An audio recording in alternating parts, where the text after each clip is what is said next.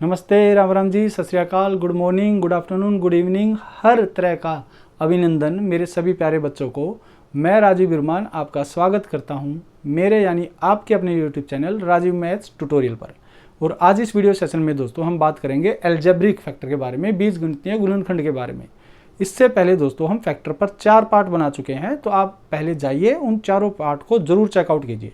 और अगर आप चैनल पर पहली बार विजिट किए हैं तो चैनल को जरूर सब्सक्राइब करें, वीडियो को लाइक करें और वीडियो को स्टार्टिंग से एंड तक जरूर देखें ताकि आपका कोई भी मेन एस्पेक्ट रह ना जाए। चलिए फिर वीडियो को स्टार्ट करते हैं। देखिए दोस्तों, तो अलजेब्रिक फैक्टर में दोस्तों आपको 2 तरह के सवाल मिलेंगे, जब फैक्टर गिवन करेगा, जब फैक्टर गिवन नहीं करेगा। तो दोनों सवालों में ही आपको क्या करना है, वैल्यू पुटिंग करनी है और सवाल को आसान बनाना है और खत्म कर देना। अब अलजेब्रिक फैक्टर क्या होता है, इसको निकालते कैसे हैं वो हम सीख लेते हैं। देखिए, मान लो एक इक्वेशन है x² + 5x + 6। ये एक अलजेब्रिक एक्सप्रेशन है या पोलिनोमियल कह सकते हैं। इक्वेशन क्या होती है, जब आपका कोई भी पोलिनोमियल बराबर में कुछ देकर बताया जाता है तो वो आपकी इक्वेशन कहलाते हैं। अब यहाँ पे बराबर का साइन नहीं है तो ये पोलिनोमियल है, अगर बराबर का साइन आ जाएगा तो ये इक्वेशन हो जाएगी, समीकरण हो जाएगा। देखिए, अब ये जो अलजेब्रिक एक्सप्रेशन है, व्यंजक है, अब इसका कौन फैक्टर होगा? फैक्टर कौन होता है? भाग करने वाला। तो क्या इस एक्सप्रेशन को x² भाग करेगा, 5x भाग करेगा, 6 भाग करेगा? तो ये गारंटी नहीं है। क्यों? देखिए, मैंने आपको एक बात बताई थी, अगर याद हो तो 15 को हम लिख सकते हैं 3 गुणा 5। गुणा की फॉर्म में अगर किसी नंबर को तोड़ते हैं तो ये इसके फैक्टर कहलाते हैं। भाई 3 भी इसका फैक्टर है, 5 भी इसका फैक्टर है और 3 गुणा 5 भी इसका फैक्टर है। बल्कि जो 3 और 5 को भाग करेगा वो 15 को भाग करेगा, वो भी फैक्टर कहलाएगा। लेकिन अगर आप 15 को ऐसे तोड़ते हैं 16 - 1, 12 + 3, तो फिर ये गारंटी नहीं है कि ये 16, 12 क्या है, 15 के फैक्टर हैं, क्योंकि ये प्लस माइनस में तोड़े गए हैं। तो इसलिए आपको हमेशा नंबर को गुणा की फॉर्म में लिखना होता है, इसे प्रोडक्ट फॉर्म कहते हैं। अच्छा, इसी तरह से आपको जो ये एक्सप्रेशन है, अलजेब्रिक एक्सप्रेशन है, इसको भी प्रोडक्ट फॉर्म में लिखना पड़ेगा। और जो यहाँ पर प्रोडक्ट फॉर्म आएगी उसको हम फैक्टराइजेशन फॉर्म कहते हैं। ठीक है, गुणनखंडीय रूप कहते हैं। आप कहेंगे ठीक है सर, तो आप इसको कैसे बनाएंगे? तो ये क्वाड्रेटिक इक्वेशन से फैक्टराइजेशन फॉर्म बनाने का तरीका होता है, वो हम आने वाले सवालों में सीखेंगे। अभी मैं आपको डायरेक्ट बता रहा हूं। देखिए, इस बात को मैं लिख सकता हूं x + 2 x + 3। तो आप कहेंगे सर ये एक टर्म है, ये एक टर्म है, तो ये भी इसका एक फैक्टर है और ये भी इसका एक फैक्टर है, दोनों इसके फैक्टर हैं। तो अगर ये दोनों इसके फैक्टर हैं तो आपको यहां से क्यों है इसके, क्योंकि आप कहेंगे सर ये गुणा में है ना, प्रोडक्ट में, तो इसमें ये दोनों ही इसके फैक्टर हैं। अब होता क्या है, जब आपको ये पता चल जाता है कि इस एक्सप्रेशन का ये एक फैक्टर है और ये भी एक फैक्टर है, तो यहां से आपको एक बात और पता होनी चाहिए कि अगर इस इक्वेशन का ये एक फैक्टर है तो आप ये कहेंगे कि सर x + 2 जो फैक्टर है वो हमेशा 0 के बराबर होगा, जो फैक्टर होगा वो हमेशा 0 के बराबर होगा। तो यहां से जो x की वैल्यू आएगी वो क्या आएगी, -2। तो इस वैल्यू को, इस जीरोज को, है ना, किसी x की वैल्यू बताना, वो नंबर ऑफ सॉल्यूशन या जीरोज कहलाते हैं, शून्य कहलाते हैं। क्वाड्रेटिक इक्वेशन में आपने पढ़ा होगा 10th स्टैंडर्ड में। कोई बात नहीं, अगर याद नहीं है तो आप बस ये मान लें, जो इस x की वैल्यू आएगी आप क्या करेंगे, फैक्टर को 0 के बराबर रखेंगे। वहां से x, y, z जिसमें भी आपका फैक्टर है आप उसकी वैल्यू निकाल के और इक्वेशन में, उस एक्सप्रेशन में अगर दोबारा रख देंगे तो ये भी कंप्लीट 0 हो जाएगा। जैसे अगर मान लो -2 यहां रखेंगे तो आप कहेंगे सर -2 का स्क्वायर क्या होगा, 4। इसमें रखेंगे -2 × 5 -10, ये तो एज इट इज 6 आएगा, जोड़ेंगे तो कितना हो गया, 0 हो गया। और आप यहां रखेंगे तो इसको भी 0 कर देगा। ये भाई -2 + 2 क्या हो गया, 0, ये भी 0। अगर आप यहां से करते हैं सर x + 3 ले लीजिए बराबर 0, तो x की वैल्यू क्या आएगी, -3। तो आप कहेंगे सर -3 रखिए यहां पर, तो ये कितना आएगा, 9, -3 × 5 15, और यहां से कितना आएगा, +6। तो 9 और 6 15 से 15 गया कितना, 0। तो मैं आपको यहां से क्या बताना चाह रहा हूं कि अगर आपको कभी सवाल के अंदर कोई इक्वेशन दी है और उसका फैक्टर भी दिया है तो आप क्या करेंगे, दोनों को ही 0 के बराबर रख देंगे। क्योंकि जो यहां से फैक्टर आएगा, आपका जो फैक्टर आएगा उस फैक्टर को 0 के बराबर रखेंगे तो जो भी x की वैल्यू आएगी उस इक्वेशन में रखेंगे तो वो भी 0 आएगा। तो आपको क्या करना है, उस इक्वेशन को भी 0 के बराबर रख देना है, उस फैक्टर को भी 0 के बराबर रख देना, और जो भी फैक्टर से वहां से x, y, z की वैल्यू आएगी इक्वेशन में पुट करेंगे तो आपका जो भी रिक्वायर्ड आंसर होगा वो आपका निकल के आ जाएगा। मैं उम्मीद करता हूं आपको इतनी बातें समझ में आ गई होंगी कि किसी भी अलजेब्रिक एक्सप्रेशन का जो फैक्टर होता है, इन्हीं को हम अलजेब्रिक फैक्टर कहते हैं। यही आपके अलजेब्रिक फैक्टर हैं दोस्तों।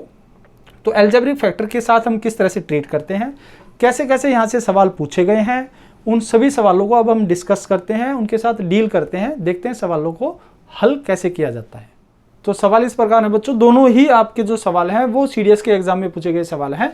तो पहला सवाल क्या कहता है, फाइंड द वैल्यू ऑफ के का मान बताएं यदि x+1 is a factor of this expression, कि इस व्यंजक का अगर x+1 एक गुणनखंड है, एक फैक्टर है, तो k का मान क्या होगा। तो अगर कोई आपको ये गारंटी देता कि ये इसका एक फैक्टर है, तो आप ये कहेंगे कि x+1 बराबर 0, तो x बराबर -1 आ गया। अगर कोई गारंटी देता भाई ये इसका फैक्टर है, तो फैक्टर है तो इसमें वो 0 के बराबर होगा, और वहां से जो वैल्यू आएगी उसको इस इक्वेशन में रखेंगे तो ये भी 0। तो आपको क्या करना है, दोनों ही केस में इसको भी 0 बराबर रखो, इसको भी 0 के बराबर रखो, कि भाई जो x³ होगा plus kx² minus x plus 2 ये भी 0 के बराबर होगा। क्यों, क्योंकि इसकी वैल्यू रखेंगे तो 0 ही आएगा। तो यहां से सोल्व करेंगे दोस्तों, ये आ जाएगा -1 का क्यूब प्लस k -1 का स्क्वायर, ठीक है, -1 प्लस 2 बराबर कितना 0। सोल्व करेंगे तो ये -1 का स्क्वायर +1 होता है इंटू के प्लस के, यह आ जाएगा +1 प्लस 2 बराबर 0। यहाँ से k की वैल्यू कितनी आएगी 3 -1 2 इधर जाएगा दोस्तों, कितना हो जाएगा -2 इस सवाल का सही उत्तर। मैं उम्मीद करता हूँ आपको ये सवाल समझ में आया होगा। अब इस वाले सवाल को आप खुद से करने की कोशिश कीजिए पहले, और इस सवाल का उत्तर आप कमेंट बॉक्स में जरूर छोड़िएगा, ताकि मुझे भी ये पता चले कि आपको समझ में आ रहा है। देखिए दोस्तों, अगर कोई कहता है भाई ये जो एक्सप्रेशन है, ये जो व्यंजक है, ये इसका एक फैक्टर है क्या x+5, the expression has a factor x+5, then what is the value of k। तो k का मान क्या होगा। तो अगर ये इसका फैक्टर, तो आप कहेंगे सर x+5 इसका मतलब 0 है, तो यहाँ से x की वैल्यू कितनी आ गई -5। तो -5 अगर हम यहाँ लगाएंगे, -5 इसमें लगाएंगे, तो लिख लेते हैं एक बार x³ plus 3x² plus 4x plus k, तो ये भी 0 के बराबर हो जाएगा। तो लगाओ इसमें -5 का क्यूब प्लस 3 -5 का स्क्वायर प्लस 4 -5 प्लस k बराबर 0। तो यहाँ से आ जाएगा -125 प्लस, यहाँ से कितना आएगा 25 गुणा 3 75 प्लस माइनस आएगा -5 गुणा 4 -20 और प्लस का k बराबर 0। यहाँ से इसको सोल्व करेंगे दोस्तों, तो ये कितना हो जाएगा 75 और -100, इसको कर लेते हैं पहले एक बार। तो ये कितना आ गया प्लस 55 इसमें जोड़ेंगे तो 125 और 55 कितना हो गया -70। तो -70 प्लस k बराबर 0, और यहाँ से k का मान कितना आ जाएगा दोस्तों 70 इस सवाल का सही उत्तर है। ये इस सवाल का सही उत्तर है। मैं उम्मीद करता हूँ आपको ये दोनों सवाल अच्छे से समझ में आ गए होंगे। चलिए फिर हम आगे सवालों पर बढ़ते हैं, देखते हैं और कैसे कैसे सवाल एग्जाम में पूछे गए। अगला सवाल बहुत प्यारा सवाल है बच्चों, ये आपका सीडीएस के एग्जाम में पूछा गया सवाल है। सवाल क्या है कि आपको k का मान बताना है और इस एक्सप्रेशन का एक फैक्टर x-1 है। तो यहाँ से आप डायरेक्ट कह सकते हैं सर x की वैल्यू क्या आ गई 1। भाई x-1 है तो x-1 0 होगा, जो भी फैक्टर 0 के बराबर होगा तो यहाँ से साइन उधर जाके पलट जाएगा। कल को अगर ये x+1 फैक्टर देगा तो हम बोल देंगे x की वैल्यू -1 आएगी। अगर x-2 देगा फैक्टर तो x की वैल्यू 2 आएगी, मतलब साइन उल्टा आ जाता है। आप कहेंगे ठीक है सर अब इसमें लगाएंगे इसको, तो इसमें लगाएंगे तो 4x की पावर 5 में 1 लगाएंगे तो 4 ही आएगा, प्लस यहाँ से 9 आएगा, यहाँ से -7 आएगा, -7, यहाँ से क्या आएगा -5, यहाँ से आएगा -4k और यहाँ से आएगा +3k², और ये कंप्लीट किसके बराबर होगा 0। अगर हम यहाँ से कोई भी फैक्टर की वैल्यू रखेंगे तो इस एक्सप्रेशन को भी 0 बनाएगा। आप कहेंगे सर ठीक है लिखो इसे 3k² -4k 13 -12 + 1 बराबर कितना 0। अब आप कहेंगे सर ये फिर से क्वाड्रेटिक इक्वेशन बन गई, द्विघात समीकरण में क्या। तो द्विघात समीकरण में क्या होता है दोस्तों, अब ये द्विघात समीकरण होता क्या, जिसमें आपके किसी वेरिएबल की मैक्सिमम पावर क्या हो 2, मैक्सिमम पावर अगर 2 है तो इसमें वो क्वाड्रेटिक इक्वेशन है। अब इस क्वाड्रेटिक इक्वेशन में क्या होगा, जिसकी पावर 2 है उस वाली टर्म और जिसके साथ कोई भी वेरिएबल नहीं है, जिसको हम कांस्टेंट टर्म बोलते हैं ना, हालांकि यहाँ पर वेरिएबल होता है उसकी पावर 0 होती है। तो 0 पावर होने का मतलब क्या, कि वो वेरिएबल वहाँ पर 0 है, मतलब है नहीं है, तो इसका मतलब जो भी टर्म होगी उसे हम कांस्टेंट टर्म बोलेंगे जिसके साथ वेरिएबल नहीं होता। तो आप कहेंगे सर इन दोनों की हम क्या करते हैं गुणा, तो इनकी गुणा करेंगे तो क्या आएगा 3k²। तो मैं तो कहता हूँ आप बस ये ध्यान दें कि नंबर की गुणा कर ले, 3 × 1 3। तो आपको इस 3 को इस तरह से 2 नंबर में तोड़ना है, फैक्टर बनाने हैं जिसका जोड़ने पर या घटाने पर -4 आए। तो आप कहेंगे सर 3 एकम 3 और जोड़ने पर 4 आएगा, घटाने पर तो 2 आएगा, तो जोड़ने पर 4 आ जाएगा, लेकिन मुझे -4 चाहिए तो -3 लगा लेंगे, -3 -1 दोनों पर माइनस लगा देंगे तो -3 -1 जुड़ के 4 आ जाएगा -4। तो आप कहेंगे सर लिखो इस बात को 3k² -3k -k, तो इसके साथ k लगाएंगे तभी तो गुणा आएगा, माइनस माइनस कट जाएगा, 3k × k 3k² बन जाएगा। इनकी गुणा भी यही आनी चाहिए और जोड़ घटाने के बाद यही वैल्यू आनी चाहिए, ये बात आपको याद होनी चाहिए। आप कहेंगे ठीक है सर +1 0, तो यहाँ से क्या करेंगे हम पहली 2 टर्म में और आखिरी 2 टर्म में कॉमन लेंगे, तो यहाँ से जो कॉमन लेंगे वो क्या आएगा 3k, तो अंदर क्या बचेगा k -1, माइनस यहाँ से 1 कॉमन लेंगे तो अंदर क्या बचेगा k -1 बराबर 0। यहाँ से हम k -1 अगर कॉमन ले लें दोस्तों, k -1 कॉमन ले ले तो अंदर क्या बचेगा, आप कहेंगे सर यहाँ से 3k बचेगा माइनस यहाँ पे 1 बचेगा, बराबर क्या आ गया 0। अब ये दोनों जो आपके फैक्टराइजेशन फॉर्म में आ गए ना, गुणा की फॉर्म में आ गए, अब इनकी गुणा 0 है तो इसका मतलब या तो k -1 0 होगा या फिर आपका 3k -1 0 होगा, या तो ये 0 है या फिर ये 0 है। तो अगर ये 0 है तो यहाँ से k की वैल्यू क्या आ जाएगी 1, और यहाँ अगर ये 0 है तो यहाँ से k की वैल्यू क्या आ जाएगी दोस्तों 1/3। तो आपका जो आंसर होगा वो होगा 1 या 1/3। ये इस सवाल का सही उत्तर है। मैं उम्मीद करता हूँ आपको ये सवाल समझ में आया होगा। चलिए फिर अगले सवाल पर चलते हैं। अगला सवाल इस प्रकार है बच्चों, if for 2 reals constant a and b, यदि आपकी 2 वास्तविक चर संख्याएं a और b, अब कांस्टेंट क्या है, कहने का मतलब यहाँ पर एक नंबर से बात चले, वो कोई वेरिएबल नहीं है। ये जो a और जो b हैं ये आपके कांस्टेंट टर्म है, एक तरीके से नंबर्स हैं। The expression this is exactly divisible by x + 2 and x - 2। तो फिर ये जो एक्सप्रेशन है, ये जो व्यंजक है दोस्तों, ये आपका x + 2 से भी पूरा भाग होता है और x - 2 से भी पूरा भाग होता है। तो अगर इनसे भाग होता है तो इसमें ये फैक्टर हैं, और अगर ये फैक्टर हैं दोस्तों तो आपको पता होगा, अगर पहला केस x + 2 फैक्टर है तो 0 के बराबर होगा, तो यहाँ से x बराबर क्या आ जाएगा -2, या आप डायरेक्ट बोले सर +2 है तो -2 x की वैल्यू रखेंगे और -2 है तो +2 वैल्यू रखेंगे। तो यहाँ से आप क्या कहेंगे सर इसमें वैल्यू रखते हैं, तो एक बार लिख लेते हैं इस बात को, ax³ + 3x² - 8x + b, तो ये भी 0 के बराबर होगा। आप कहेंगे सर दोनों ही 0 के बराबर हो जाएंगे अगर ये इसका फैक्टर है तो यहाँ से आप वैल्यू रखेंगे, तो आप कहेंगे सर a और -2 की वैल्यू रखेंगे इधर, -2³ + 3 -2² - 8 -2 + b बराबर 0।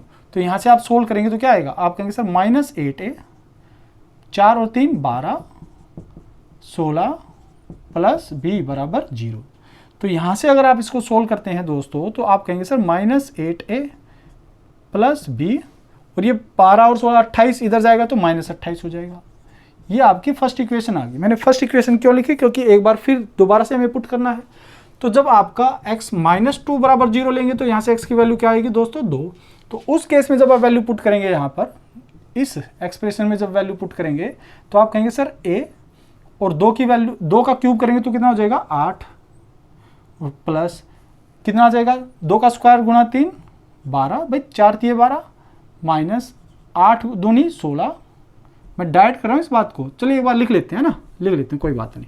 तो आप कहेंगे सर a 2 का क्यूब + 3 2 का स्क्वायर -8 2 + b बराबर 0। तो आप कहेंगे सर कितना आ जाएगा 8a, ये कितना आ जाएगा 4 × 12, ये कितना आ जाएगा -16, और ये आ जाएगा +b बराबर 0।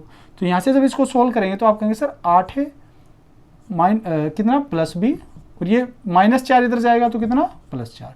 ये आपकी सेकंड इक्वेशन आ गई। तो आप यहाँ से कह सकते हैं सर फर्स्ट इक्वेशन और सेकंड इक्वेशन को अगर मैं एक बार इकट्ठा लिख लूँ, भाई -8a + b बराबर -28, 8a + b बराबर 4, ठीक है। तो -8a + 8a कट जाएगा तो 2b बराबर कितना आ जाएगा -24, और b बराबर कितना आ जाएगा -12, कट जाएगा ये इससे। तो b बराबर अगर -12 है तो b को आप यहाँ रखेंगे, अगर आप b को यहाँ रखेंगे दोस्तों तो आप कहेंगे सर 8 है और ये -12 बराबर 4, तो 8 है बराबर कितना हो जाएगा 16, और a से 8 से 16 जाएगा तो यहाँ से a का मान कितना आ जाएगा दोस्तों 2, तो a कितना होगा 2 और b कितना है -12, तो a की वैल्यू आ जाएगी दोस्तों 2 और b की वैल्यू आएगी -12। ये इस सवाल का सही उत्तर है। मैं उम्मीद करता हूँ आपको अच्छे से सवाल समझ में आ गया होगा। अगर आपको थोड़ी सी कहीं पर भी ऐसी गुंजाइश लगती है कि कम समझ में आया तो एक बार इस पार्ट को जरूर दोबारा देखें, यकीनन आपको ये सवाल पूरा अच्छे से समझ में आएगा। आगे सवाल पर चलते हैं। अगला सवाल क्या कहता है दोस्तों, सीडीएस में पूछा गया सवाल है, कंसीडर द फॉलोइंग स्टेटमेंट्स। आप विचार कीजिए, कुछ स्टेटमेंट कथन आपको दिए गए हैं कि x + 3 is the factor of this expression, कि जो x + 3 है वो इसका एक गुणनखंड है, और x माइनस 2 ये सेम इक्वेशन है, तो x माइनस 2 भी इसका एक गुणनखंड है।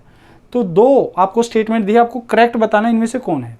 तो आप कहेंगे सर अगर x प्लस 3 बराबर 0 है तो यहाँ से x कितना आएगा -3, लगाते हैं इसमें कि भाई जो x cube plus 2x square plus 3x plus 8, तो आप कहेंगे सर ये 0 आना चाहिए। अगर ये 0 आया तो ये इसका फैक्टर कहलाएगा, है ना। अभी यहाँ पर डाउट है, अब उसने कहा कि ये इसका फैक्टर है, अगर ये फैक्टर है तो भाई 0 आना चाहिए, नहीं है तो फिर इसका 0 नहीं आएगा।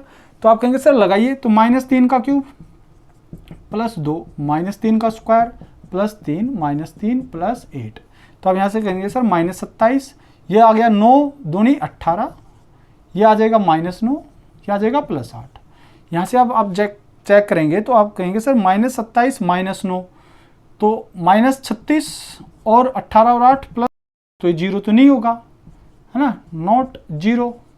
तो अगर ये 0 नहीं है दोस्तों तो इसका मतलब ये भी इसका फैक्टर नहीं होगा, पहली रॉन्ग स्टेटमेंट है। सेकंड, अगर आप 2 लगाते हैं तो अगर x माइनस 2 बराबर 0 है तो x की वैल्यू क्या होगी 2, तो आप 2 लगाएंगे दोस्तों यहाँ पर, इस वाली इक्वेशन में 2 लगाएंगे यहाँ पर, तो आप कहेंगे सर 2 का क्यूब प्लस 2 इंटू 2 का स्क्वायर प्लस 3 इंटू 2 प्लस 8, तो यहाँ से आ जाएगा 8। सब कुछ प्लस में है तो 0 तो होगा ही नहीं दोस्तों, अगर ये सारा सब कुछ प्लस में है तो 0 तो होगा ही नहीं, कुछ भी रख लें आप, x की वैल्यू अगर 2 रखें, 1 रखें, 3 रखें, तो इसका मतलब ये भी 0 नहीं होगा, नॉट 0। अगर ये भी 0 नहीं है तो ये भी स्टेटमेंट रॉन्ग है, तो इसका आंसर होगा नन। ना तो इसमें पहली स्टेटमेंट ठीक है, ना ही इसमें दूसरी स्टेटमेंट ठीक है। चलिए फिर अगले सवाल पर चलते हैं। आगे सवाल इस प्रकार है बच्चों कि the factor of x square minus 7x plus 12 are, कि इस व्यंजक के जो गुणनखंड होंगे वो क्या होंगे। तो ये 4 ऑप्शन आपके पास है, आपका एनसीईआरटी एलडीसी में पूछा गया सवाल है। चलिए फिर इसको सोल्व करते हैं। एक तरीका तो क्या है दोस्तों, देखिए यहाँ पर जो कांस्टेंट टर्म है जिसके साथ वेरिएबल नहीं है वो देखिए आप कहेंगे सर कितना है, ये +12 है, तो आप कहेंगे सर कांस्टेंट टर्म की गुणा करें, -4 -3 की गुणा क्या होगी 12, ठीक है, +3 +4 की गुणा 12, ठीक है, 4 और -3 की गुणा -12, ये आंसर नहीं हो सकता, -4 +3 -12 ये आंसर नहीं हो सकता। तो जो आंसर हो सकता है आप उन्हीं में से ऑप्शन ट्राई करें। तो आप कहेंगे सर अगर ये फैक्टर है, अगर x - 4 फैक्टर है तो बराबर 0 लेंगे और x की वैल्यू क्या आ जाएगी 4, आप यहाँ पर लगा कर देखिए। अगर आप यहाँ पर वैल्यू लगाते हैं, यहाँ से वैल्यू लगाते हैं तो क्या आएगा भाई, 4 का स्क्वायर -7 गुणा 4 प्लस 12, तो क्या गया 16 + 12 28 -28, तो क्या हो गया दोस्तों 0। इसका मतलब x - 4 उत्तर हो सकता है। फिर एक बार x - 3 भी लगा कर देखते हैं, तो x - 3 लगाएंगे तो x बराबर कितना आ जाएगा 3, तो x 3 लगाएंगे तो यहाँ पर क्या आएगा, आप कहेंगे सर x 3 लगाएंगे, एक तो ये लगाया हमने यहाँ से, फिर हम x 3 लगाएंगे तो 3 का स्क्वायर -7 गुणा 3 प्लस 12, तो ये आ जाएगा 9 और 12 21, 9 + 12 21 -21, और ये कितना हो गया 0। इसका मतलब ये भी इसका फैक्टर है। तो इस सवाल का उत्तर क्या होगा दोस्तों, x - 4 और x - 3 सवाल का सही उत्तर है। अगर मान लो इस सवाल को आप तरीके से करना चाहते हैं तो फिर क्या करना होगा भाई, एक तरीका तो ये हो गया जो मैंने बताया भाई, सबसे पहले कांस्टेंट टर्म छांट लो, कैसे किससे निकल के आएगी, फिर जो ऑप्शन बचे उन्हीं में से फैक्टर उठा के आप लगाने की कोशिश करो, आपका उत्तर आ जाएगा। फिर दूसरा तरीका क्या है, अगर भाई आप ये सब नहीं करना चाहते, आप इसको उतार लीजिएगा, अगर आप ये सब नहीं करना चाहते तो फिर आपको क्या करना होगा, आप कहेंगे सर ठीक है, आप लिखेंगे x² - 7x + 12। तो आप वही क्वाड्रेटिक तरीके से अगर इसको सोल्व करना चाहते हैं तो आप कहेंगे सर जो क्वाड्रेटिक टर्म होती है, जैसे x² है तो इसके साथ जो भी वैल्यू है आप इस वाली टर्म और कांस्टेंट टर्म को गुणा करेंगे, तो 1 × 12 कुछ नहीं है तो 1 मानते हैं, 1 × 12 क्या आएगा 12 आएगा। तो 12 को ऐसी 2 टर्म में तोड़िए, 2 6 12 3 चौक 12, है ना, कैसे भी आप ऐसी 2 टर्म में तोड़िए जिनको जोड़ने या घटाने पर बीच वाली टर्म आ जाए। भाई जोड़ेंगे तो क्या आएगा 7, क्या 7 मिल रहा है, बिल्कुल है, लेकिन माइनस का है तो माइनस का तो आप -3 -4 लगा लेंगे। उसके बाद क्या है, आप यहाँ पर लिखेंगे x² - 3x - 4x + 12, x लगा लेंगे बाद में और सोल्व करेंगे। तो यहाँ से आप x कॉमन लेंगे इन दोनों टर्म में, जब भी ऐसे सोल्व करते हैं तो पहली 2 टर्म और आखिरी 2 टर्म से आपको कॉमन मिलेगा कुछ ना कुछ। तो आप कहेंगे सर x कॉमन आ जाएगा तो यहाँ से x - 3, यहाँ से -4 कॉमन आ जाएगा तो x - 3, यहाँ से जब इसको सोल्व करेंगे तो बच्चों ये आ जाएगा x - 3 कॉमन और अंदर आ जाएगा x - 4। तो आप ये कह सकते हैं कि इस पॉलिनोमियल को, इस एक्सप्रेशन को मैं इस फॉर्म में लिख सकता हूँ, x - 3 x - 4 is the correct answer. यही सवाल का उत्तर है। और भी तरीके हो सकते हैं क्या, क्या इसके और भी तरीके हो सकते हैं? बिल्कुल हो सकते हैं। क्या भाई, एक आपको बात याद रखनी पड़ेगी कि x square plus P of x, अगर कभी आप एक क्वाड्रेटिक इक्वेशन को एक लीनियर इक्वेशन में बदलना चाहते हैं, लीनियर मतलब जिसकी पावर 1 होती है मैक्सिमम, तो कैसे करेंगे? तो आप कहेंगे सर जो भी क्वाड्रेटिक इक्वेशन है किस में है? एक्स में है, एक्स स्क्वायर है ना, एक्स स्क्वायर, यहाँ पर एक्स आया है, तो आप कहेंगे सर जिस भी वेरिएबल में क्वाड्रेटिक इक्वेशन है एक्स में है तो एक्स लिखें, फिर एक्स के साथ क्या पी, जो भी साइन है एज इट इज, जो भी साइन एज इट इज, और एक्स के साथ जो भी है उसको आधा कर दो, उसका होल स्क्वायर, और जो भी ये टर्म होगी सेकंड वाली टर्म जो भी हो उसको हमेशा माइनस पी बाई 2 का होल स्क्वायर करेंगे, मतलब इस टर्म का स्क्वायर करके माइनस कर देंगे। अगर ये मान लो माइनस में आ जाए दोस्तों, तो फिर आप यही करेंगे एक्स माइनस, फिर पी का आधा करेंगे होल स्क्वायर माइनस, फिर हम इसी टर्म को फिर से माइनस कर देंगे, बिल्कुल वही करेंगे जो हमने इधर किया था, बस यहाँ पर प्लस है तो प्लस आएगा, माइनस है तो माइनस आएगा। जब इसका स्क्वायर करेंगे तो वो हमेशा हम माइनस करेंगे। अब उम्मीद है आपको ये वाली बात समझ में आई होगी। तो फिर हम कैसे करेंगे इस सवाल को सोल्व? आप कहेंगे sir x square minus 7x plus 12, तो क्या मैं इस बात को ऐसे लिख सकता हूँ कि ये जो दो टर्म है, आप ध्यान से देखिए, आप कहेंगे सर x माइनस 7/2 का होल स्क्वायर, अब इसका स्क्वायर क्या आएगा? 49/4, ये माइनस कर दो, और ये जो भी है एज इट इज आगे सोल्व करते हैं। तो आप कहेंगे सर x माइनस 7/2 का whole square as it is, और इसमें जब इसको सोल्व करेंगे तो 12 चौक 48, 48 प्लस का माइनस का 49, तो माइनस 49 प्लस 48 कितना आएगा? -1/4, -1/4, और आगे सोल्व करेंगे तो ये आ जाएगा x माइनस 7/2 का होल स्क्वायर और -1/2 का होल स्क्वायर। मैं इस बात को ऐसे लिख सकता हूँ। तो आप कहेंगे सर ये a का स्क्वायर माइनस b का स्क्वायर बन गया, तो ये होता है a plus B, a minus B. तो आप क्या करेंगे? एक बार जोड़ेंगे तो ये आ जाएगा x माइनस 7/2 प्लस 1/2, और एक बार घटाएंगे तो ये आ जाएगा x माइनस 7/2, इसमें से इसको घटाएंगे तो -1/2। अब आप मुझे ध्यान से देखकर बताइए, माइनस अगर बेस सेम है, डिनोमिनेटर सेम है, तो आप डायरेक्ट माइनस प्लस कर सकते हो। तो -7 प्लस 1 -6/2 -3, -6/2 कट जाएगा, 3 आएगा, -7 -1 -8/2 -4, तो ये आ जाएगा x -4। ये इस सवाल का उत्तर है। तो कभी कभी ये वाला तरीका आसान पड़ जाएगा, क्योंकि अब यहाँ पर थोड़ा सा मुश्किल लग रहा है आपको, है ना, क्योंकि फ्रैक्शन बन रहा है, तो कभी ये आसान बनेगा, कभी ये आसान बनेगा। ठीक है, आपको जो सहूलियत एग्जाम में देता है आप उस वाले तरीके से सवाल को खत्म कर सकते हैं। अगला सवाल इस प्रकार है बच्चों, ये आपका CHSL 13 अक्टूबर 2020 में पूछा गया एग्जाम में सवाल है। इस एक्सप्रेशन के आपको फैक्टर बताने क्या होंगे? बिल्कुल वैसा ही सवाल है जैसा हमने लास्ट क्वेश्चन किया। तो आप कहेंगे सर फिर वही तरीका अपनाते हैं, भाई -8 गुना 1 -8 ही आएगा, तो हो सकता है ये, क्या ये हो सकता है भाई? -1 इंटू +8, बिल्कुल हो सकता है। 1 और 8 की गुना +8 आएगा, नहीं, ये भी नहीं, क्योंकि 8 ही आएगा। तो सबसे पहले तो हमें ये देखना कि जो कॉन्स्टेंट टर्म है वो किस फैक्टर की गुना करके बन सकता है। दूसरा, अब जिनका बन सकता है वहाँ से ऑप्शन उठाएंगे। अब आप कहेंगे सर x+1 है, तो x+1 बराबर 0 है, तो यहाँ से x बराबर क्या आएगा? -1। मैंने ये वाला ऑप्शन लिया। तो आप कहेंगे ठीक है, तो यहाँ पर एक बार लगा कर देखिए भाई, ये जो इक्वेशन है 3x² - 5x - 8, अगर हम इसमें ये लगाएंगे तो हमारा 0 बनना चाहिए। तो क्या 0 बनेगा? क्या लगा कर देख लीजिए भाई। अगर मैं इसमें लगाता हूँ -1, तो -1 का स्क्वायर +1, +1 इंटू 3, 3 माइनस, फिर आप कहेंगे सर -1 - 5 +5, और ये -8, तो आप कहेंगे सर 3 + 5 8 में से 8 गया कितना? 0। हो सकता है, बिल्कुल हो सकता है। इसका मतलब ये वाला उत्तर हो सकता है। तो अब आप ये भी लगा कर देख लीजिए भाई, 3x - 8 बराबर 0, तो यहाँ से x की वैल्यू क्या होगी दोस्तों? 8/3। तो यहाँ से 8/3 अगर मैं इस वाली इक्वेशन में लगाता हूँ तो क्या आएगा? आप कहेंगे सर 3 इंटू 8 का स्क्वायर 64 और 3 का स्क्वायर 9, -5 इंटू 8/3 8/3 एंड -8। तो यहाँ से सोल्व करेंगे तो ये कट जाएगा 3, और क्योंकि बेस सेम है तो डायरेक्ट सोल्व कर सकते हैं। 64 - 40 24/3 -8, तो ये भी कट जाएगा। 8 बार 8 - 8 कितना आ गया? 0। तो इसका मतलब ये भी इसका फैक्टर है, ये भी इसका फैक्टर है, ये भी इसका फैक्टर है। तो इसका मतलब सवाल का उत्तर क्या होगा दोस्तों? 3x - 8 x + 1 is the correct answer. अगर आप इसे तरीके से देखना चाहते हैं तो आप तरीके से सोल्व कीजिए कि भैया 3x² - 5x - 8 के फैक्टराइजेशन फॉर्म क्या होगी। तो मैंने क्या कहा था आपको, जो क्वाड्रेटिक टर्म होती है जिसकी पावर 2 होती है, आप उस वाली टर्म को कॉन्स्टेंट टर्म से गुना करेंगे। तो 3 गुना 8 कितना हो गया? 24 24। 24 को ऐसी दो टर्म में तोड़िए जो जोड़े या घटाएं बीच वाली टर्म आए। तो आप कहेंगे सर 3 × 8 = 24।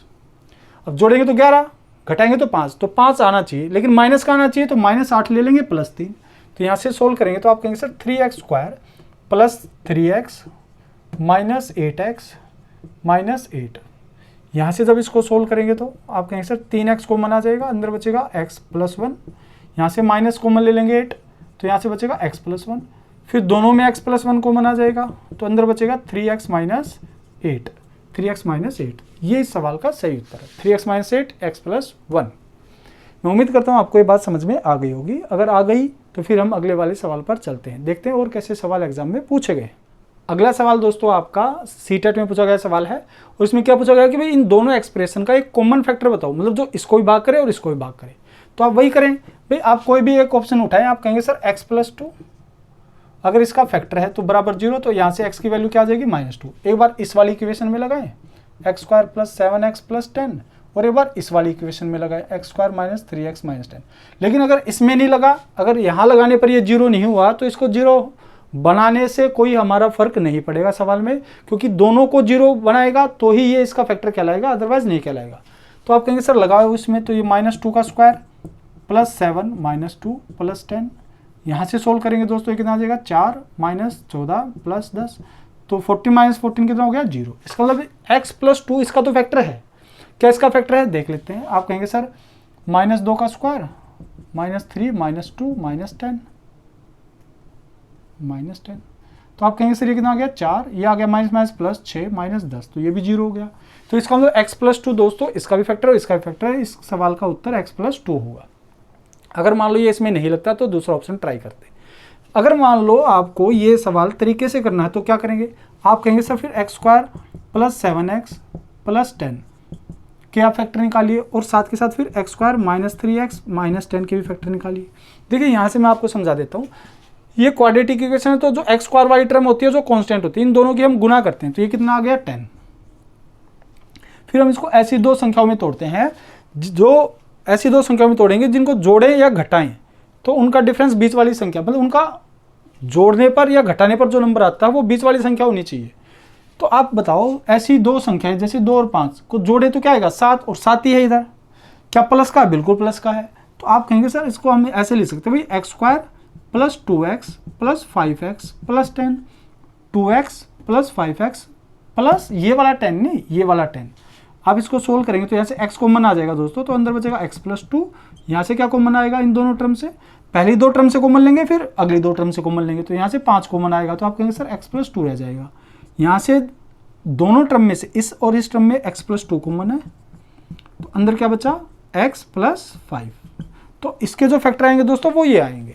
अब यहाँ से मैं डायरेक्ट निकालना बता रहा हूँ। देखिए अगर x² की टर्म के साथ कोई भी कोफिशिएंट नहीं है, मतलब एक है, एक के अलावा कुछ भी ना हो, तो आपके जो ये फैक्टर आए हैं, आपने देखा भाई 2 पंजे 10 होता है, इनको जोड़ने पर 7 आएगा, बिल्कुल ठीक है। प्लस का चाहिए तो प्लस ही है, +2 + 5 7 होता है। तो आप क्या करें डायरेक्ट, अगर ये आपकी टर्म आई है तो डायरेक्ट ही बोल सकते हो। इसका मतलब सर इसकी जो दो फैक्टर जो होंगे इसके, वो एक x + 2 होगा, एक x + 2 होगा और एक x + 5 होगा। इस वाले सवाल से मैं समझा देता हूँ। देखिए आप बस ये देखिए क्या x² के साथ कुछ है, नहीं है, तो हम इसको डायरेक्ट लिख पाएंगे कैसे। देखिए अब आप कहेंगे सर इसको और इसको गुणा करेंगे तो ये क्या आएगा, आप कहेंगे सर ये 10 आएगा, ये आएगा 2 और ये पंजे 10, दोनों को जोड़ेंगे तो 7 आएगा, क्या 7 है, नहीं, दोनों को घटाएंगे तो 3 आएगा, 3 है बिल्कुल, लेकिन मुझे माइनस का 3 चाहिए, तो आप कहेंगे सर -5 और +2 लेना पड़ेगा, है ना, तभी -3 बनेगा। तो अब आप डायरेक्ट लिख सकते हैं, एक आपका x + 2 आएगा और एक आपका x - 5 आएगा, ये इसके फैक्टर होंगे। आप चाहें तो इसको खुद से तरीके से एक बार करके देखिएगा, आपका उत्तर यही आएगा। चलिए अब मुझे ये जानना है कि कॉमन फैक्टर क्या, तो भाई आप ये कहेंगे सर इसको भाग करने वाला और इसको भाग करने वाला दोनों में कॉमन कौन सा कॉमन फैक्टर है, तो आप कहेंगे सर x + 2 इन दोनों का एक कॉमन फैक्टर है। भाई इसको x + 5 भाग करता है लेकिन इसको तो नहीं करता, इसको x - 5 भाग करता है, लेकिन कॉमन कौन सा है, x + 2 इस सवाल का सही उत्तर है। उम्मीद करता हूँ आपको ये बात समझ में आ गई होगी। चलिए फिर अगले सवाल पर चलते हैं। अगला सवाल भी बहुत प्यारा सवाल है। इस सवाल में क्या पूछा गया है कि भाई इस एक्सप्रेशन के आपको फैक्टर बताने क्या होंगे। तो अपना तो वही तरीका है, या तो आप पहले ये देख लेंगे भाई इनकी कांस्टेंट टर्म क्या है। भाई इसमें कांस्टेंट टर्म क्या आएगी, ये a का स्क्वायर x² ये नहीं चाहिए, b का स्क्वायर 4 चाहिए, फिर 2ab में तो x आ जाएगा वो नहीं चाहिए, तो a + b का होल स्क्वायर है ना, तो आप कहेंगे सर 4 आ गया, 2 का स्क्वायर 4, 4 × 3 12, तो 12 तो मुझे यहाँ से मिल गया कांस्टेंट में, और यहाँ पर क्या मिलेगा 5 दूनी 10, एक्स वाला ही नहीं चाहिए मुझे, कांस्टेंट चाहिए। तो 5 दूनी 10, यहाँ से कांस्टेंट टर्म क्या आएगी 2, तो टोटल कितना हो गया 12 और 12 24। तो किससे 24 आएगा, देखो 8 तिया 24 हो सकता है, 5 दूनी 10 नहीं हो सकता, 8 पंजे 40 नहीं हो सकता, 1 गुना 2 नहीं हो सकता। इसका मतलब आपका जो उत्तर होगा वो सिर्फ यही हो सकता है और कोई नहीं हो सकता। चलिए अगर मान लो इस बात को आप इस तरीके से ना करके दूसरे तरीके से करना चाहते हैं, तो दूसरा तरीका क्या, आप ये मान लीजिए इसका फैक्टर है। अगर ये फैक्टर है तो इसको 0 के बराबर रख के x की वैल्यू निकालो और इसमें पुट करो। जो इक्वेशन को, एक्सप्रेशन को 0 बना देगा वो उसका फैक्टर कहलाएगा। अदरवाइज आप अगले ऑप्शन पे चले। अब अगर आपको तरीके से इस सवाल को करना है तो आप क्या करेंगे, आप इस बात को फिर से लिखेंगे 3x + 2 का होल स्क्वायर प्लस 5x + 2 + 2। तो एक तरीका तो ये है, आप क्या करें कि भाई आप इसको सोल्व कर लें, a + b का होल स्क्वायर ओपन कर लें, फिर जो भी आए उसको कंप्लीट सोल्व करके फिर से क्वाड्रेटिक इक्वेशन बन जाएगी और फिर उसको सोल्व करें, या फिर डायरेक्ट आप सोल्व करें। क्या आप कहेंगे सर इस क्वाड्रेटिक टर्म को, ये जो क्वाड्रेटिक टर्म है इसको अगर मैं इससे गुणा करता हूं भाई, क्योंकि ये तो वही टर्म है ना, 3a का स्क्वायर प्लस 5a, वही तो हो गया एक तरीके से भाई। अगर मैं इसको a मान लूं तो ये a ही तो है इधर। तो एक क्वाड्रेटिक इक्वेशन आप कहेंगे सर पहली टर्म की आप कांस्टेंट टर्म से गुणा कराएं, तो इसकी और इससे गुणा करेंगे तो क्या आएगा 3 दूनी 6, 3 दूनी 6। और आप ध्यान से देखिए ये पॉजिटिव आएगा क्योंकि ये भी पॉजिटिव टर्म है, ये भी पॉजिटिव टर्म है। तो आप कहेंगे सर ऐसी 2 टर्म में से तोड़ें जिनको जोड़े या घटाएं तो मुझे बीच वाली टर्म मिल जाए, मतलब 5 मिल जाए। तो आप कहेंगे सर 6 कम 6 होता है, जोड़ेंगे तो 7, घटाएंगे तो 5 मिल जाएगा। तो घटाएंगे तो प्लस का 5 चाहिए, तो माइनस का 1 ले लो, प्लस का 6 माइनस प्लस 5 आएगा। लेकिन आप मुझे ध्यान से देखकर ये भी बताओ कि इनकी गुणा क्या प्लस 6 आएगी। आप कहेंगे सर नहीं, ये भी चेक करना है, नहीं तो फिर ये नहीं हो सकते। मैंने क्या कहा भाई प्लस 5 तो आ जाएगा, लेकिन गुणा करने पर क्या प्लस 6 आएगा, नहीं माइनस 6 आएगा, तो ये नहीं हो सकता। फिर आप कहेंगे सर 3 दूनी 6 होता है, भाई जोड़े तो 5 आ जाएगा बिल्कुल, और गुणा भी क्या आएगी प्लस 6 आएगी, बिल्कुल ठीक है। इसका मतलब आप इसको लेंगे 3x + 2 का होल स्क्वायर प्लस 3, और जो भी x की वैल्यू वही, x की मतलब यहाँ पे जो भी क्वाड्रेटिक है जिसमें भी है, तो आप कहेंगे सर x + 2, फिर एक बार 2x + 2। तो आपको बीच वाली टर्म को ऐसे तोड़ना है +2। फिर आप क्या करेंगे साहब, इन दोनों में से क्या कॉमन है, 3 है और x + 2 कॉमन है, तो अंदर क्या बचा x + 2, और यहाँ से पूरा बार आ गया 1 प्लस यहाँ से क्या कॉमन आएगा 2, अंदर क्या बचा x + 2 + 1, x + 3 कॉमन आ जाएगा भाई इस टर्म में, और इस वाली टर्म और इस वाली टर्म में ये वाला पार्ट कॉमन है, तो ये x + 3, ये x + 3, तो x + 3 कॉमन आ गया, तो अंदर क्या बचा, आप कहेंगे सर 3x + 2 और +2। फिर इसको सोल्व करेंगे तो ये आ जाएगा x + 3 और 3x + 6, ये आ जाएगा 3x + 6 + 2, तो 6 + 2 8 और 3x।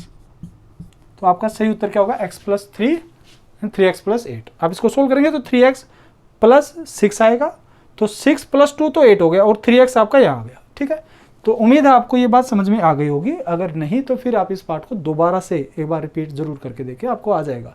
चलिए फिर अगले सवाल पर चलते हैं। अगला सवाल बहुत प्यारा सवाल है और उतना ही खतरनाक सवाल है बच्चों।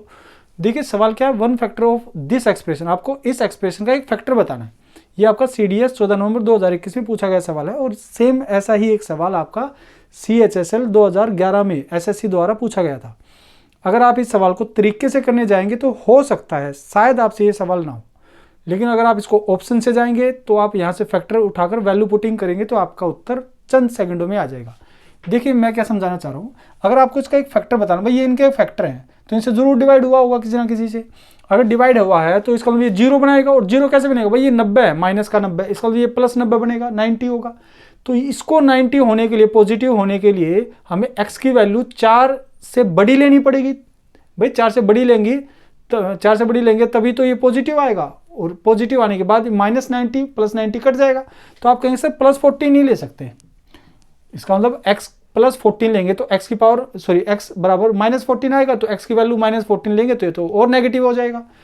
तो इसका मतलब या तो ऑप्शन ये है, ये है, ये है। अब आप -x - 14 अगर फैक्टर मानते हैं तो यहाँ से x की वैल्यू 14 आएगी, तो 14 रखेंगे तो 14 - 1 13, 14 - 2 12, तो 13 गुणा 12 ही अपने आप में 100 से ज़्यादा आ जाएगा।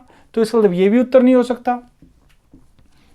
अब बच गए ऑप्शन एक x - 6 और एक x - 7। अगर मैं x - 7 लेता हूं दोस्तों, तो x - 7 लेंगे तो यहाँ से x की वैल्यू क्या आ जाएगी 7, तो 7 यहाँ रखेंगे तो आप कहेंगे सर 7 में से एक गया 6, 7 में से 2 गया 5, 7 में से 4 गया 3, तो 6 गुणा 5 गुणा 3 कितना हो गया 30 गुणा 3 90, और 90 माइनस 90 कितना हो गया 0।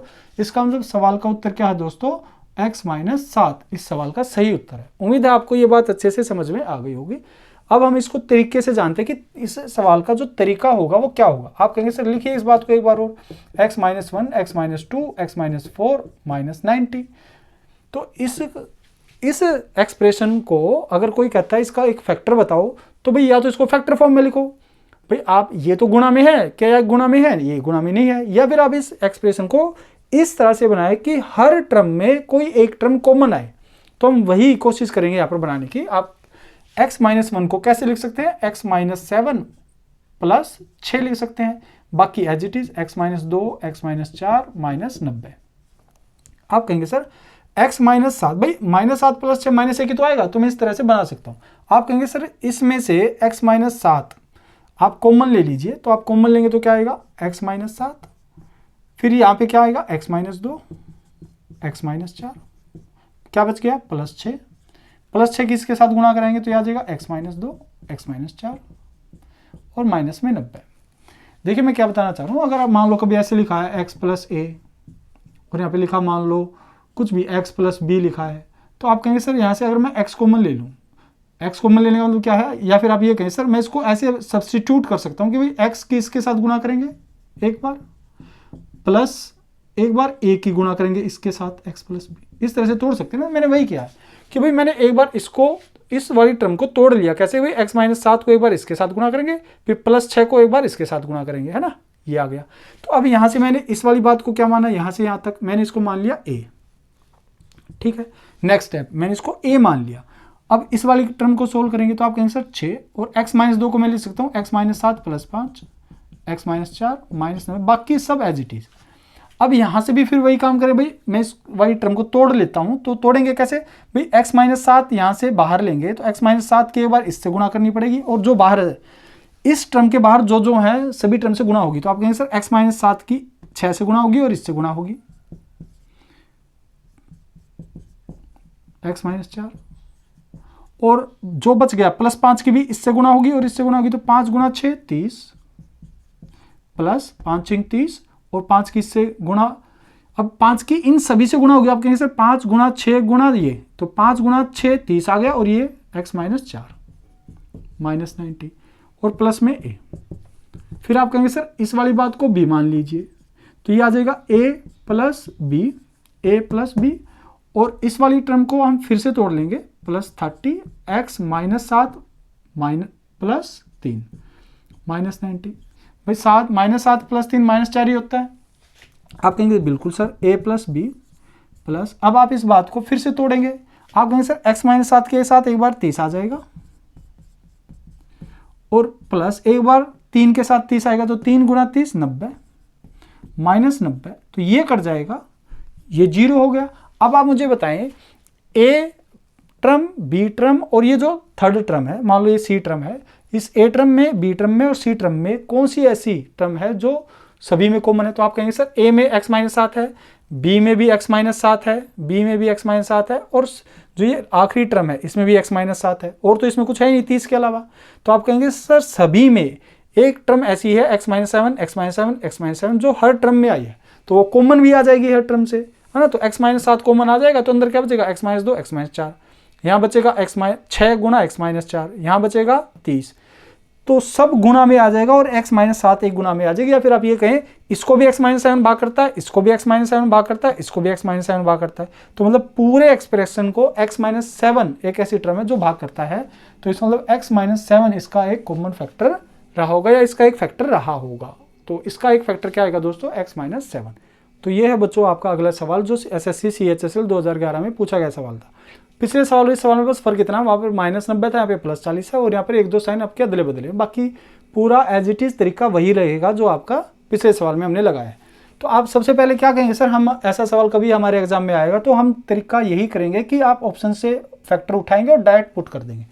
तो अगर आप कहते हैं सर ये इसका फैक्टर है, तो इसका मतलब x क्या रहा होगा 1, भाई x माइनस 1 बराबर 0, तो x बराबर 1 आ जाएगा, तो 1 आप यहाँ लगाएंगे, तो ये कितना हो जाएगा 1 प्लस 1 2 इंटू ये कितना हो जाएगा -1, ये कितना हो जाएगा 4, ये कितना हो जाएगा 5, तो आप कहेंगे सर 5 गुना 4 20, 20 गुना 2 40 और -40 और ये +40, तो 40 -40 कट जाएगा। इसका मतलब ये बात बिल्कुल सही है, x - 1 इसका फैक्टर होगा।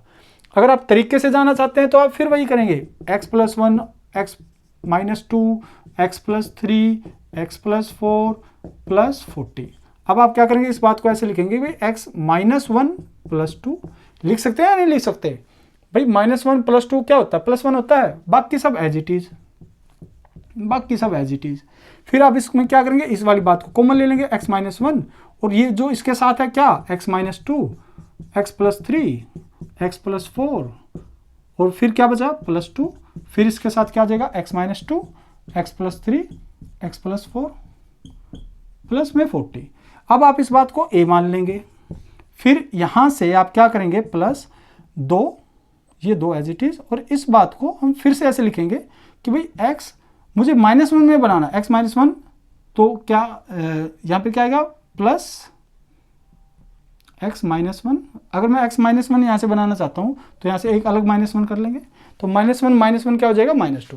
तो आपको क्या करना है, हमेशा जो भी तोड़ने के बाद अगली टर्म आएगी उस पहली टर्म से आप x - 1 में कन्वर्ट करेंगे। अब इसको इस तरह से तोड़ेंगे, फिर इसके साथ एक बार ये लेंगे और ये नंबर लेंगे, फिर -1 के साथ ये लेंगे और बाकी नंबर लेंगे, फिर जो टर्म आएगी उसमें पहली टर्म को फिर आप x - 1 में तोड़ेंगे और इस तरह से आप स्टेप बढ़ाते जाएंगे, चलते जाएंगे और आप अपने सॉल्यूशन तक पहुंच जाएंगे। लेकिन आप खुद समझ पाएंगे कि ये वाला जो तरीका है ये बहुत लेंदी तरीका है। अगर एग्जाम में कभी सवाल आता है दोस्तों, तो आपको यही तरीका अपनाना पड़ेगा कि आप डायरेक्ट ऑप्शन में जाए, फैक्टर उठाएं और वैल्यू पुटिंग करें। तो आज के सेशन में हमने क्या सीखा दोस्तों, हमने सीखा कि भाई अलजेब्रिक फैक्टर के जो सवाल आते हैं वो 2 तरह के आते हैं। या तो आपका क्या होगा, फैक्टर गिवन करेगा या फिर फैक्टर गिवन नहीं करेगा। अगर फैक्टर गिवन करेगा तो बहुत आसान सवाल है, आपको जो फैक्टर दिया है और जो एक्सप्रेशन दिया दोनों को 0 के बराबर मान लेंगे और फैक्टर वाली टर्म से x की वैल्यू निकाल के और एक्सप्रेशन में पुट करेंगे। और अगर फैक्टर गिवन नहीं करेगा तो उनको ऑप्शन से खत्म करेंगे, ऑप्शन से फैक्टर उठाएंगे, वहां से x की वैल्यू निकालेंगे और एक्सप्रेशन में लगाएंगे। जो 0 बनाएगा वही सवाल का उत्तर कहलाएगा। चलिए फिर आज के लिए इतना ही। आप ऐसे ही हंसते मुस्कुराते रहें, आपके जीवन में खुशहाली बनी रहे और आप अभी तक मेरे साथ जुड़े रहें, उसके लिए आपका बहुत बहुत आभार, धन्यवाद, शुक्रिया, नमस्कार।